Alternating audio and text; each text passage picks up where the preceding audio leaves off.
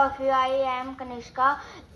I wanna speak for a doctor Bhimrao Ambedkar. जहाँ इंसान इंसान में भेद है उन किताबों का नाम वेद है. जहाँ इंसान इंसान में भेद है उन किताबों का नाम वेद है. जहाँ हर इंसान में सम्मान है उस ग्रंथ का नाम संविधान है. कर गुजर गए वो भीम थे, दुनिया को जगाने वाले भीम थे. कर गुजर गए वो भीम थे, दुनिया को जगाने वाले भीम थे. हमने तो सिर्फ इतिहास पढ़ा है, इतिहास बनाने वाले भीम थे. Thank you. जय हिंद, जय भारत.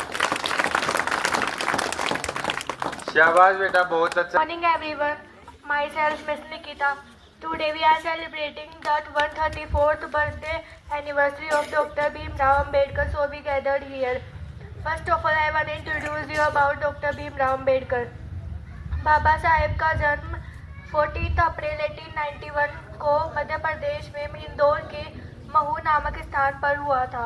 वे पिता मेजर सूबेदार मालोजी सकपाल और माता भीमाबाई सकपाल के 14वें रत्न माने जाते हैं. उन्होंने हमें समानता का अधिकार दिलाने के लिए अनेक संघर्ष किए हैं.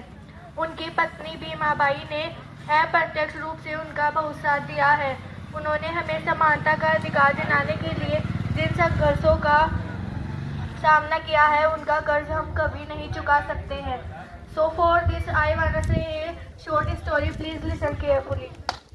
जब बाबा साहेब स्कूल में पढ़ने गए तो शिक्षक ने जाति पूछकर उनके साथ भेदभाव किया. बाल मन बाबा साहेब घर आकर अपनी माँ से पूछे कि हमें पढ़ने का अधिकार क्यों नहीं. तो माँ ने कहा क्योंकि हम छोटी जाति से हैं. तो बाबा साहेब ने पूछा ये कहाँ लिखा है कि हम छोटी जाति से हैं.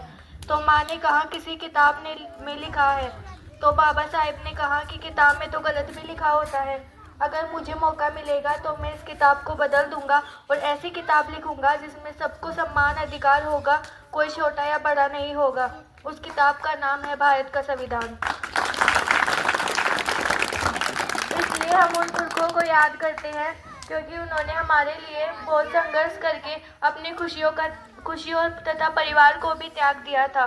जब संविधान सभा के लिए सदस्य चुने जा रहे थे तब हम यह समझते हैं कि किसी ने एहसान किया है कि बाबा साहेब को संविधान की प्रारूप समिति का अध्यक्ष बनाकर. बल्कि हकीकत यह है कि उस वक्त इस पूरे मुल्क में उस लायक कोई था ही नहीं जिसे संविधान की प्रारूप समिति का अध्यक्ष बनाया जा सके. Now I wanna say about Dr. Bhimrao Ambedkar's place. Gujarat के सहजीबाग के बड़ौदा शहर में जब वह लौटे